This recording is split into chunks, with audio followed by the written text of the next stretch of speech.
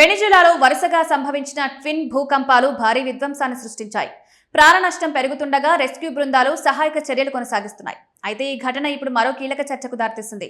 ప్రపంచంలోని ప్రధాన చమురు ఉత్పత్తి దేశాల్లో ఒకటైన వెనిజులాలో ఈ భూకంపం భారత్లో పెట్రోల్, డీజిల్ ధరలపై ప్రభావం చూపుతుందా? మన దేశానికి ఇంధన సంక్షోభం వచ్చే ప్రమాదం ఉందా?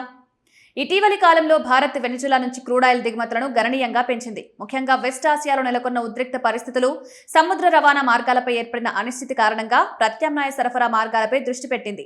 ఈ క్రమంలో వెనిజులా భారత్కు ముఖ్యమైన క్రూడాయిల్ సరఫరాదారుగా మారింది.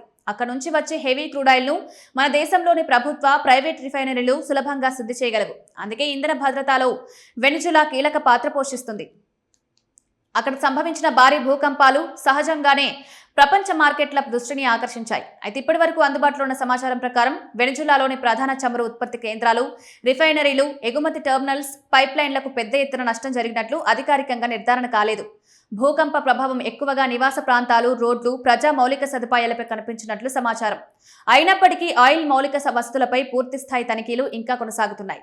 కొన్ని సందర్భాల్లో ప్రకృతి విపత్తుల ప్రభావం వెంటనే కాకుండా కొన్ని రోజుల తర్వాత కూడా బయటపడే అవకాశం ఉంటుంది. అందుకే అంతర్జాతీయ మార్కెట్లు పరిస్థితిని నిశితంగా గమనిస్తున్నాయి. వెంటనే ఇంధన కొరత ఏర్పడే అవకాశం కనిపించడం లేదు. ఎందుకంటే భారత్ ఒకే దేశంపై ఆధారపడకుండా ప్రపంచంలోని అనేక దేశాల నుంచి క్రూడాయిల్ దిగుమతిని చేస్తోంది. మరికొన్ని దేశాలు కూడా మనకు సరఫరా చేస్తున్నాయి. భారత ఆయిల్ కంపెనీలు అవసరమైన నిల్వలను కూడా నిర్వర్తిస్తున్నాయి. కాబట్టి వెనిజులా నుంచి సరఫరా తాత్కాలికంగా తగ్గినా ఇతర దేశాల నుంచి కొనుగోలును పెంచే అవకాశం ఉంటుంది.